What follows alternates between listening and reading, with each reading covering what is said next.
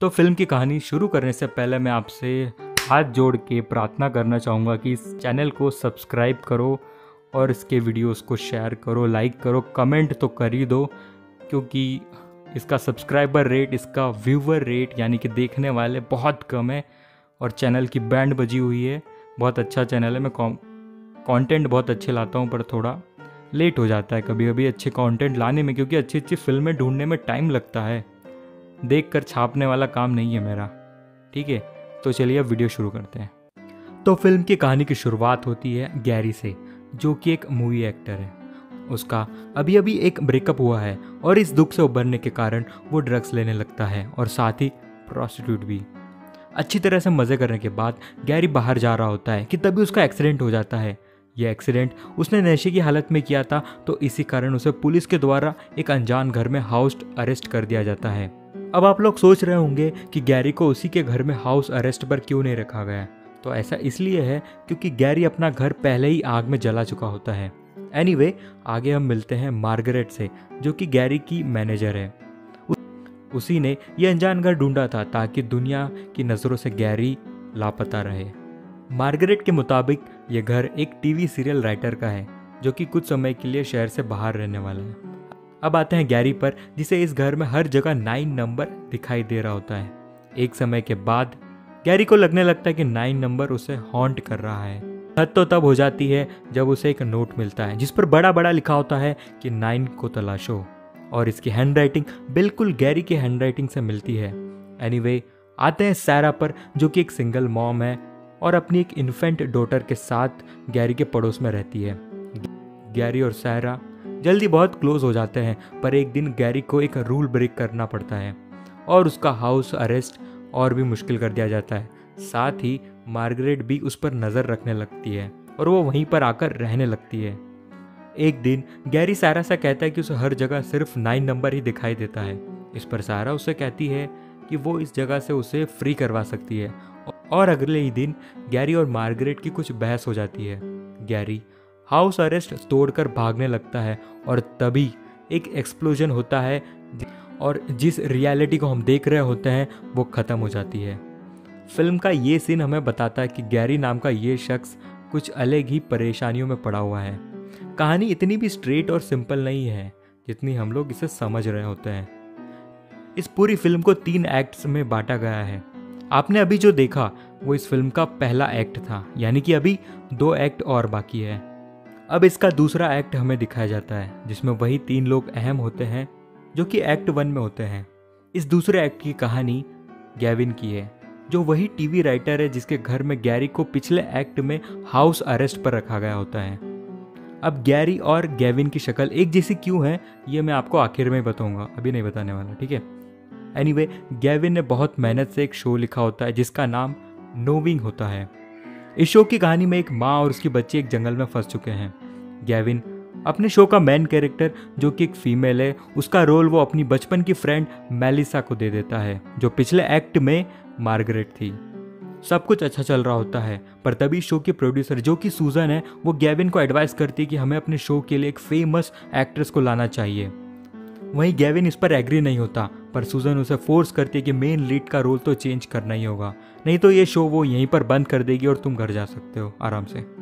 आगे हम देखते हैं कि गैविन मेलिसा को बता देता है कि उसे शो से बाहर कर दिया गया है, और इस कारण गैविन और मेलिसा की दोस्ती टूट जाती है। गैविन को फिर अगले दिन ये खबर मिलती है कि उसका शो तो कभी बनने ही नहीं वाला था। ये सब तो सूजन की एक चाल थी।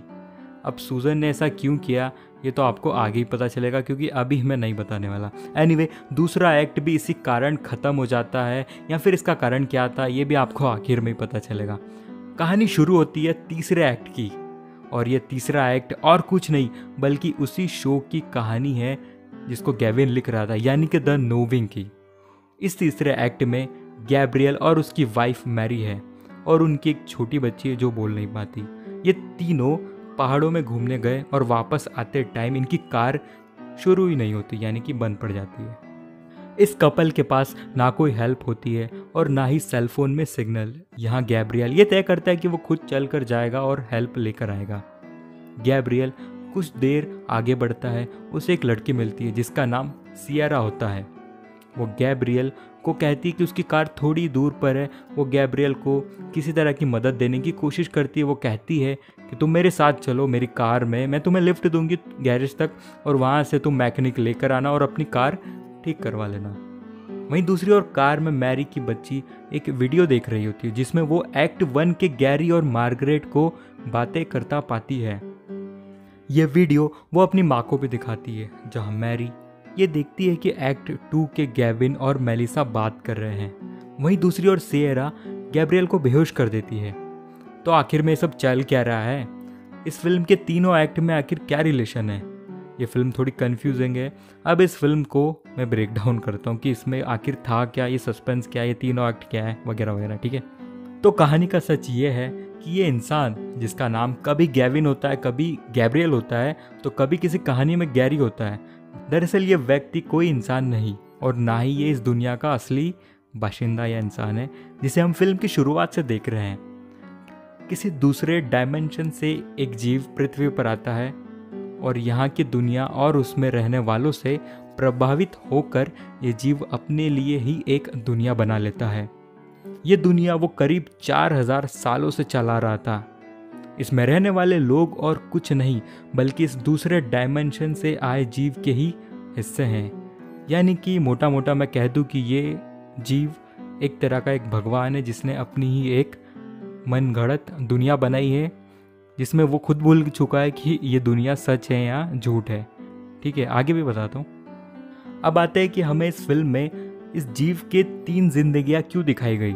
इसका जवाब फिल्म के पहले एक्ट में मिलेगा जब परेशान गैरी मार्गरेट से बात करता है। ये सीन फिल्म के आखिर में दिखाया जाता है। इस सीन में मार्गरेट गैरी को उसकी सच्चाई बताती है और जैसे ही उसे मालूम पड़ता है कि इस दुनिया का रचयिता वो है, ये जीव अपने पहले एक्ट में बनाई दुनिया को ख़त्म कर देता है और एक नई दुनिया का निर्माण कर लेता है, यानी कि एक्ट 2 का। दूसरे एक्ट में भी कुछ ऐसा ही होता है और तीसरे एक्ट की कहानी शुरू हो जाती है। अब आते हैं लास्ट एक्ट की कहानी पर, जिसमें सिएरा ने गैब्रियल को बेहोश कर दिया था।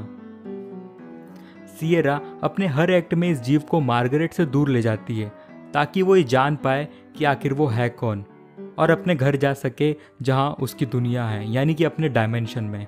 ये जीव अपनी बनाई दुनियाओं में इतना उलझ जाता है, इतना खो जाता है कि वो अपनी असली पहचान ही भूल जाता है और इसी कारण उसे बार बार वो 9 नंबर्स दिखते हैं। अब ये 9 नंबर की कहानी क्या है, ये थोड़ा मैं आपको रफ में समझाता हूँ।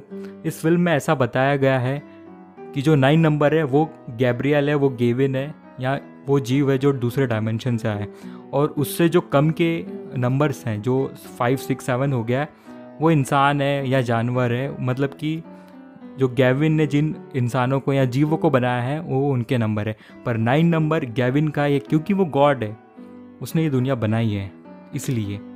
और सिएरा या फिर सायरा जो भी कह लो, ये जो लड़की होती है इसका काम क्या होता है, ये हर एक्ट में गैविन को उसकी सच्चाई बताने के काम करती है कि भाई तू गॉड है, तू इस डायमेंशन का है नहीं, तू अपना सच्चाई जान और इस डायमेंशन से भाग। पर वो हर बार मेलिसा या मार्गरेट जो भी कह लो, वो उस लड़की से इतना अट्रैक्टेड होता है कि बार बार वो उसके करीब जाने लगता है। ओके, ये इसकी सच्चाई थी।